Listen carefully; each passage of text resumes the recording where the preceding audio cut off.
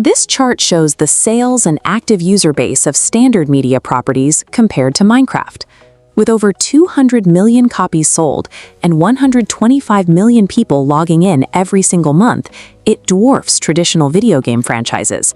The software has bypassed entertainment entirely. Teachers use it to teach geometry and history in the classroom, while urban planners use it to model real-world infrastructure and run habitat studies. It is currently expanding into physical merchandise, novels, documentaries, and a highly successful Hollywood box office movie. It has evolved from a simple computer program into an omnipresent cultural juggernaut. The typical blockbuster title requires hundreds of developers, massive financial backing, and years of highly coordinated studio work. This title launched without a central narrative. It featured blocky, pixelated graphics, and it actively refused to give the player any specific objective to complete. How did a solitary developer's weekend experiment about breaking and placing pixelated cubes scale into a multi-billion-dollar franchise? The initial code was written by Swedish programmer Markus Persson, commonly known as Notch. While working full-time at the video game developer King, he spent his off hours tinkering with basic game prototypes. Over a single weekend in early May 2009, he built a new game. He drew heavy inspiration from two existing titles, a base-building game called Rubydung and a block-based mining game named Infiniminer. He programmed a randomized, virtually infinite open world composed of blocks. Players could wander freely, destroying, removing, and replacing these cubes at will. To add tension, he introduced a day and night cycle. When the sun went down, hostile creatures spawned, requiring players to gather food and build shelter during the daylight hours to survive the night. There was no final boss to defeat or ending cutscene to unlock. Progression was tracked only through simple achievements, forcing players to define their own path rather than follow a pre-written script. Persson released the first Java edition on May 17, 2009, on the TIG Source Forum, a hub for independent developers.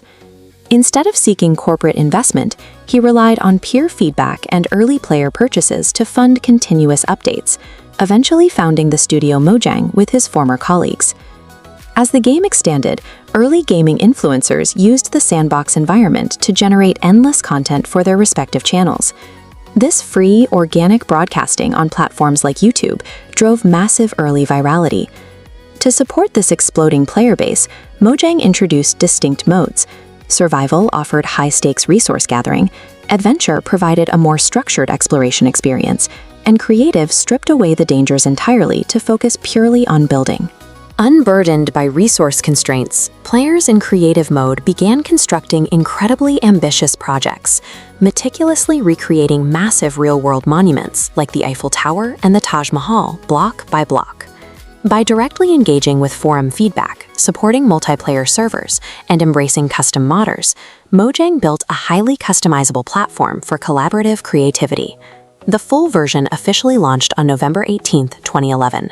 Following this immediate success, Persson stepped down as lead designer, handing full creative control to Jens Bergensten to focus on the game's overall direction.